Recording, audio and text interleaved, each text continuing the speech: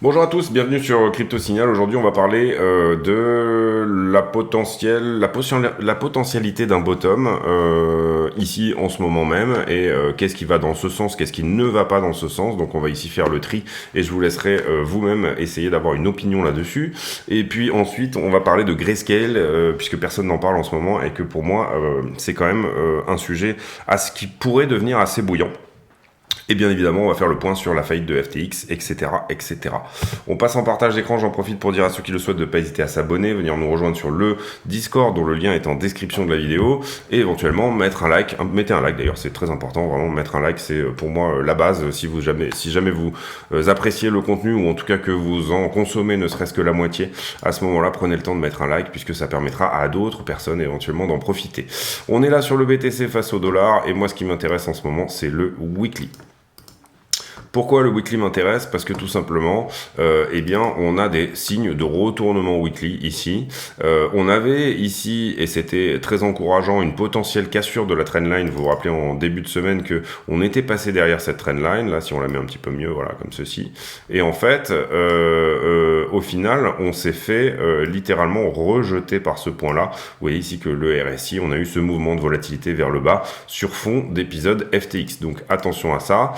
Nouveau rejet. Est-ce que ça veut dire nouveau plus bas? Je ne sais pas. En tout cas, on a une clôture de RSI hebdomadaire ce soir. Et donc, on va regarder est-ce que ça nous met des divergences ou pas sous les yeux. Pour le moment, on a une divergence potentielle, oui, et elle est haussière.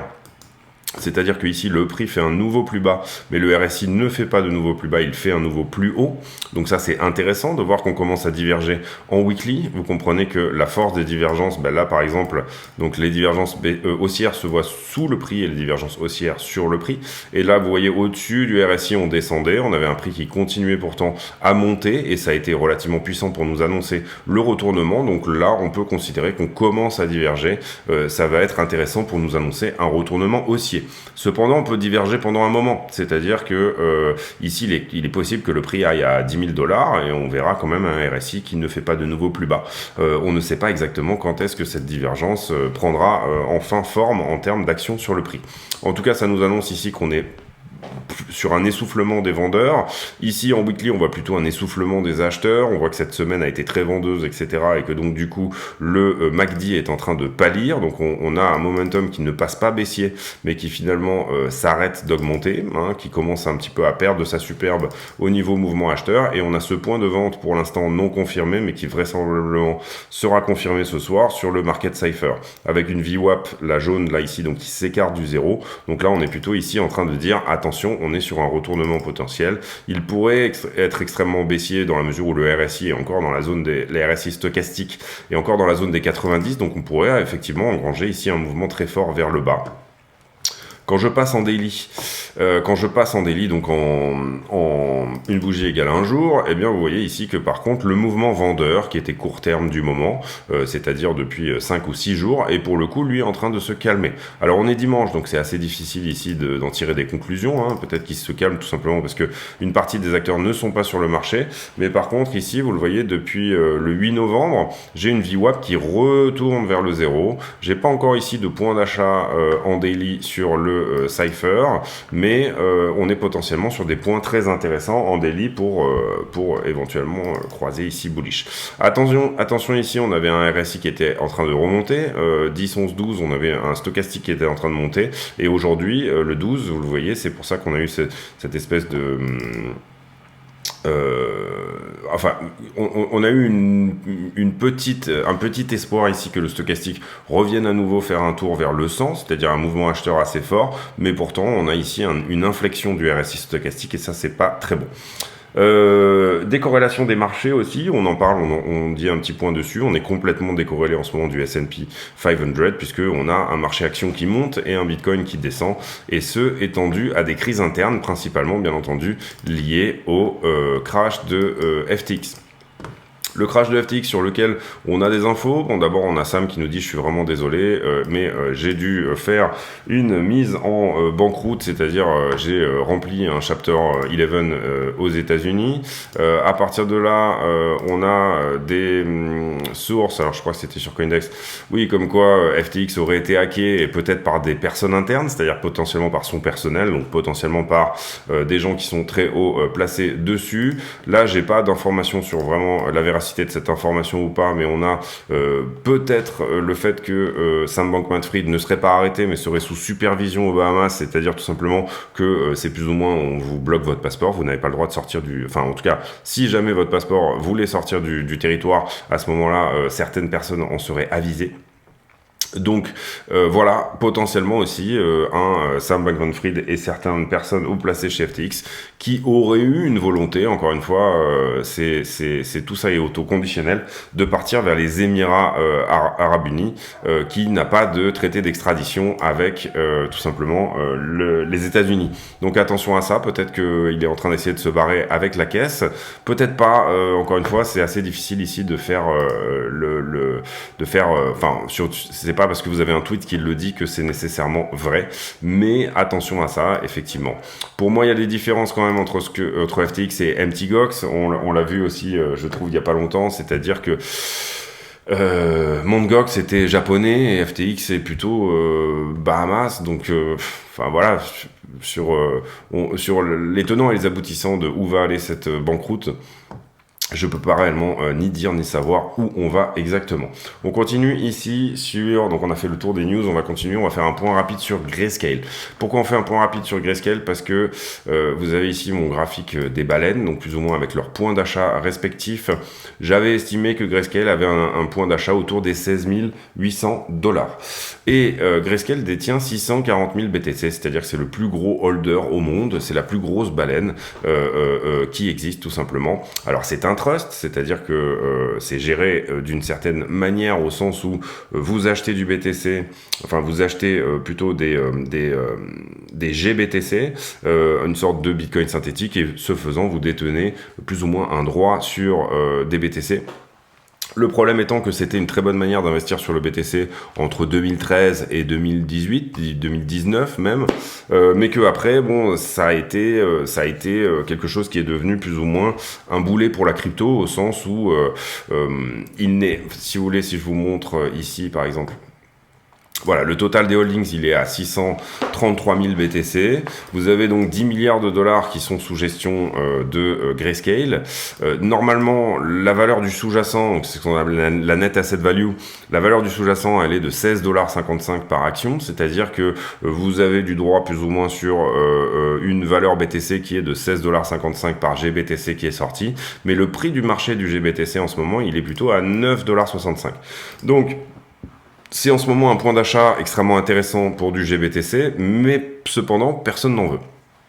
Puisque, effectivement, vous avez là un premium qui est plutôt un discount, c'est-à-dire que vous avez moins 40%, donc imaginez que ici, le marché vous dit, ça, c'est du Lidl, c'est du BTC Lidl, c'est la vieille manière de faire, il y a des manières de... La gestion va vous coûter 2% par an, etc. Enfin bon, voilà, vous avez ici plus ou moins une idée de ce en quoi et ce pourquoi Grayscale est en train de devenir un ETF spot, enfin veut le devenir, en tout cas pousse énormément au niveau du lobbying pour devenir un ETF et pour une régulation crypto qui leur permette de le faire, parce que tout simplement, en ce moment, soit vous prenez le risque d'acheter un discount, c'est-à-dire vous achetez du GBTC effectivement, mais le seul espoir que vous pourriez avoir, c'est qu'effectivement Grayscale se transforme dans un ETF spot, puisque au moment où Grayscale se transformerait, le GBTC deviendrait un ETF spot. À ce moment-là, vous empocherez ce fameux discount de 40%. Donc vous aurez eu du BTC plus ou moins évalué aujourd'hui, finalement autour de 10 000 $. Puisque c'est un peu l'idée ici. Vous comprenez, 10 $ par action et 16 $, globalement, on est à peu près sur un ratio de l'ordre de la décimale. Et il y avait une époque où Grayscale se négociait plutôt sur un premium. Je ne sais pas si je vais trouver ça là.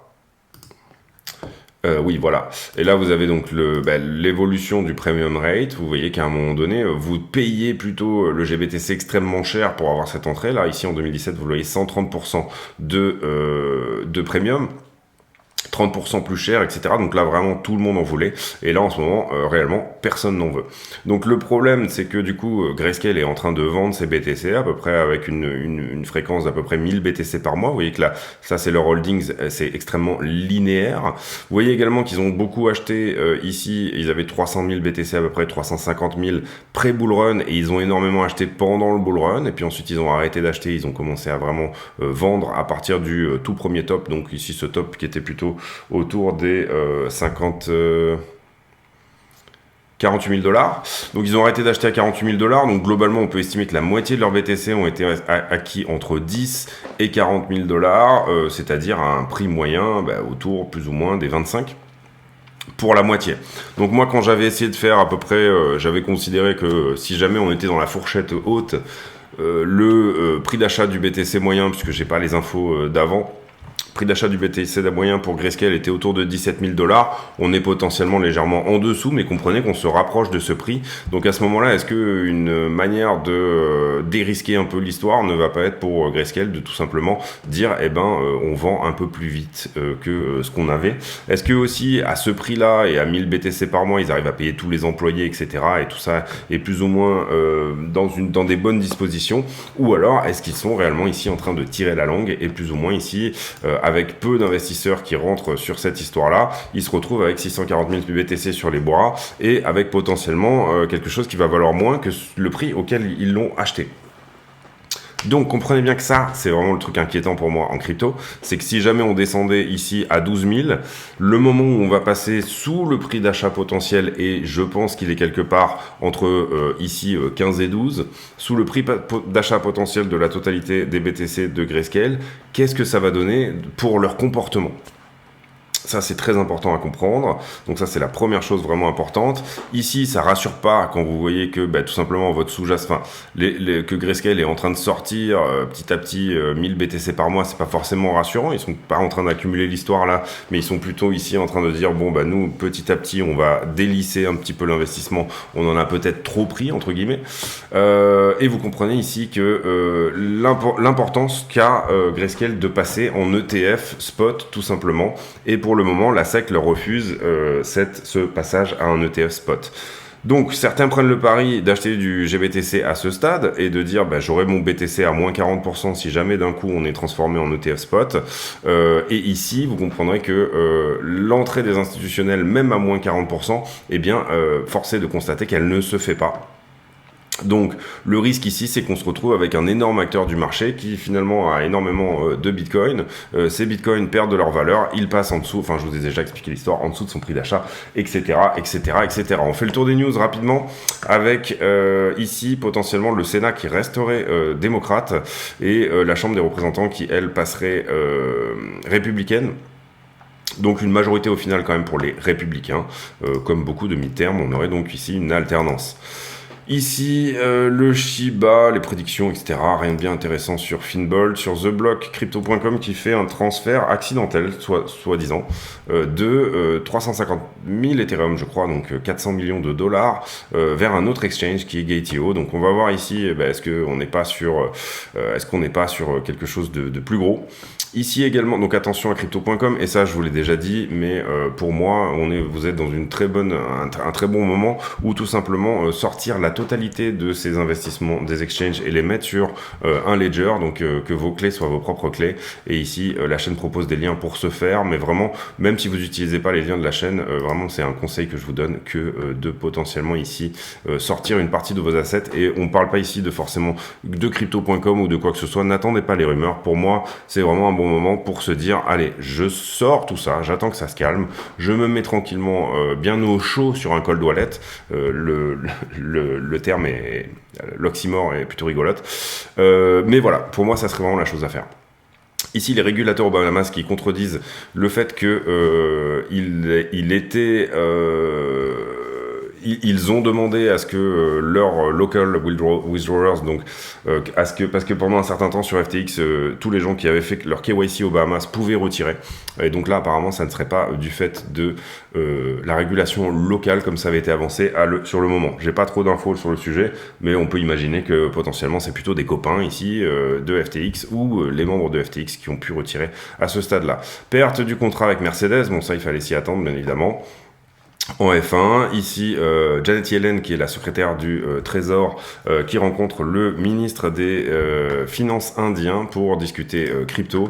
Pas énormément de choses sur le calendrier économique. On aura un PPI, donc un Producer Price Index, mardi. On aura des informations sur les ventes mercredi, c'est-à-dire à quel point les retail achètent, etc., ce genre de choses. Et puis on aura des informations sur le marché du travail jeudi. Mais c'est pas des news majeures, moi, à mon sens. Pour moi, la news majeure, ça va être les résultats des midterms déjà cette semaine, mais ça sera également, bien évidemment, on l'a déjà eu, c'est le CPI qui pour moi est baissier. Donc pour moi, tout ce contexte-là est extrêmement bon en termes de crypto, c'est-à-dire que vous êtes à un bottom, mais encore une fois, c'est mon avis, j'ai pas besoin ici de me justifier, même je vous donne tout simplement mon avis. Il se peut qu'on ait du bruit, c'est-à-dire qu'on ait effectivement un nouveau plus bas par rapport à celui-ci. Il se peut qu'on ait, pour moi, tout ce qui va se passer entre maintenant et les 12 000 $, s'ils arrivent, ça reste du bruit, entre guillemets. C'est-à-dire que c'est du Bitcoin à court terme et tous les autres vont regarder le prix et faire, bon, on s'en fout, on attend, et puis voilà. Donc concrètement, quand il n'y aura plus un seul vendeur, c'est là que le prix va éventuellement se retourner. Mais voilà, on avait en tout cas des structures plus ou moins intéressantes. Ici, on avait fait un premier flag, il a pété. Vous voyez que quand il a pété, accélération du prix. Et on a atteint parfaitement la target de ce flag ici. Ici, on a un plus gros flag qui se construit avec une target encore plus haute autour des 19 000 $. On en est effectivement sorti par le côté, mais pour le moment, pas d'accélération du prix. Donc attention, on pourrait faire un pullback ici sur cette droite, c'est-à-dire reperdre à nouveau les 16 000 et aller en dessous. Pour le moment, pour moi, il faut regarder la liquidité pour essayer de comprendre quelles peuvent être les forces qui aident Bitcoin tout simplement à passer en dessus ou en dessous de ces niveaux-là. En l'occurrence, combien on a liquidé hier? 52 millions. Vous voyez qu'on a liquidé toujours comme d'habitude. En ce moment, ça devient vraiment légion, plus sur Ether que sur Bitcoin. Donc, on aura tendance ici à un peu plus forcer sur l'étude d'Ether. Justement, les leviers sur Ether, je vous ai montré ici. Je vous ai déjà fait ces moments-là. Vous voyez qu'ici, on est plutôt long. C'est-à-dire que on avait pris d'ailleurs un niveau de long qui devait se trouver par ici. Il a été nettoyé ici. Ici, on repart sur du long. J'avais un niveau de shorter qui avait été mis à peu près par là, et vous voyez qu'il a été pris parfaitement. Et puis ensuite on a du long qui se recrée ici au 1200 et du short qui se recrée à peu près sur la zone des 1290. Donc en gros, on a rajouté un gros niveau à prendre aux 1000 $, donc attention à ça sur Ether, mais néanmoins, et c'est ce qu'on a fait ici, vous voyez l'open interest est monté, en tout cas au moins jusqu'ici, et ensuite on a rajouté un assez fort niveau de short qui désormais a été travaillé, mais pour moi, donc potentiellement, on pourrait faire un nouveau plus bas sur Ether. Cependant, la demande au spot, vous le voyez ici, est en train de repartir haussier, donc ça c'est plutôt une bonne chose, notamment pour un dimanche. Donc voilà, on reste ici bien attentif, mais pour moi, on reste haussier sur le fond. Et encore une fois, pour moi, cette news du CPI, elle est majeure. Et en fait, finalement, le prix a déjà, dans les prix, il y avait déjà la faillite de FTX. Et en fait, finalement, on a ici juste, tout simplement, comment expliquer ça tout simplement latéralisé grâce au CPI, c'est-à-dire qu'on aurait pu effectivement descendre plus bas, mais on a une force acheteuse ici qui est due au CPI. Ici, vous voyez qu'on avait été majoritairement longué, ce niveau est désormais en 2 pixels également, donc la perte des 15 006 est une potentialité assez réelle. Instant T, on range entre 2 points, et à chaque fois, on a du shorter et du longer en fonction de quelle résistance va péter ou quel support va tenir. Et donc du coup, on est plutôt ici en train de latéraliser entre les 16,4 et les 17,2. Donc si vous jouez un range ici, ça voudrait dire potentiellement venir chercher ce point de short dorénavant, vendre et là voir ce qu'il se passe éventuellement au niveau des shorters et longueurs. On regarde désormais les poches de liquidité, on a beaucoup plus de shorters que de longueurs sur les 5 derniers jours. Donc ça pour moi c'est intéressant, c'est de dire on a quand même pas mal de valeurs au-dessus, et on voit ici des zones d'extrême densité, notamment sur Bitcoin, au-dessus des 18,4.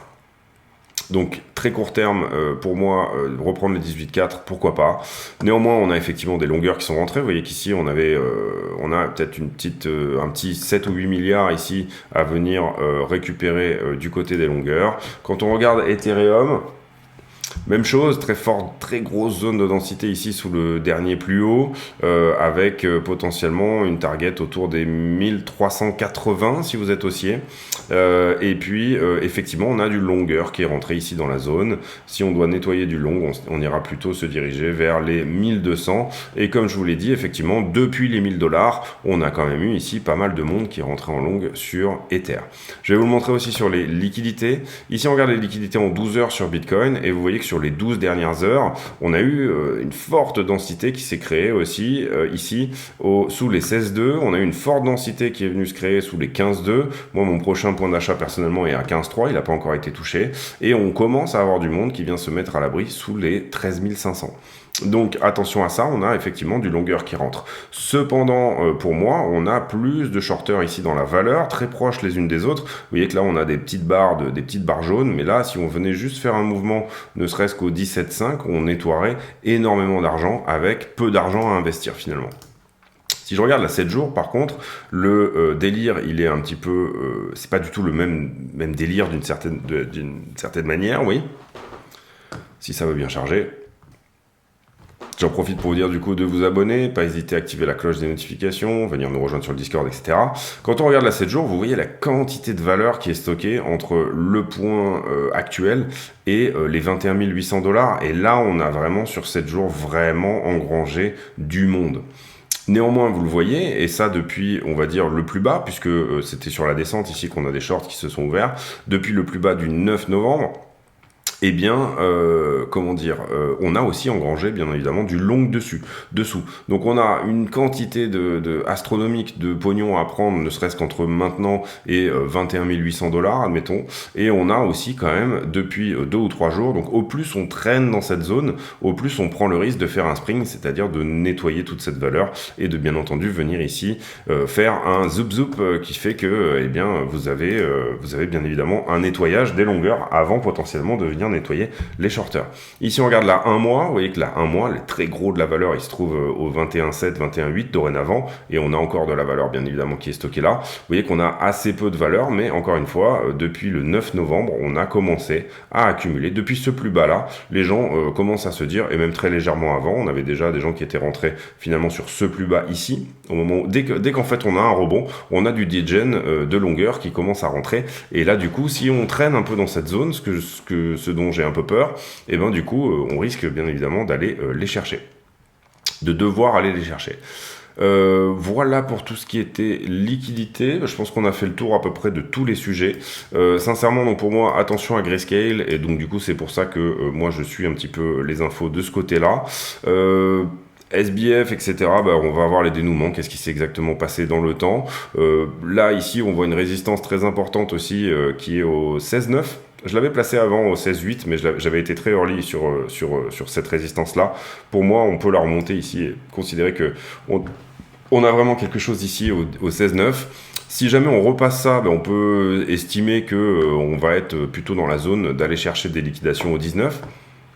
Si jamais on repère, on peut plutôt, si jamais on se refait une nouvelle fois rejeter, on peut plutôt estimer ici que le prix viendra éventuellement pullbacker et potentiellement venir chercher cette grosse zone dont on parle depuis plusieurs mois, les 14 000 $, on en parle depuis plusieurs mois parce qu'il y a des très vieilles figures chartistes qui nous montrent cette zone-là comme étant le bottom potentiel. Donc est-ce que on va diverger encore une fois, et je reviens ici sur le RSI weekly qui diverge dorénavant haussier, en tout cas si on fait une clôture à ce stade dimanche, et c'est peut-être pas le cas, c'est-à-dire que on va peut-être ici, d'ici dimanche, perdre beaucoup plus, Excusez-moi, donc du coup, voilà ce qu'on peut estimer à ce stade.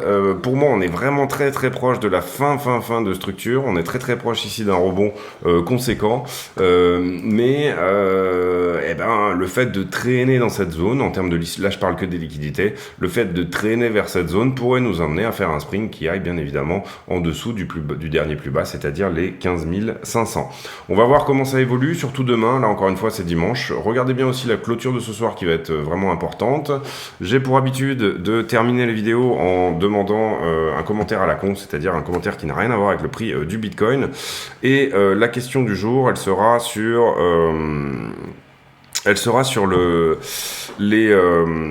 les casques comme ça, là, avec les oreillettes. Est-ce que vous possédez ce type de casque, ou alors est-ce que vous êtes plutôt à l'ancienne, type le gros casque Sennheiser ou quoi que ce soit, avec le fil.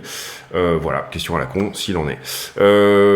Abonnez-vous, mettez des likes si jamais le contenu vous a plu. N'hésitez pas à venir nous rejoindre sur le Discord, dont le lien est en description de la vidéo. Je vous souhaite à tous une très bonne journée. À très bientôt. Ciao.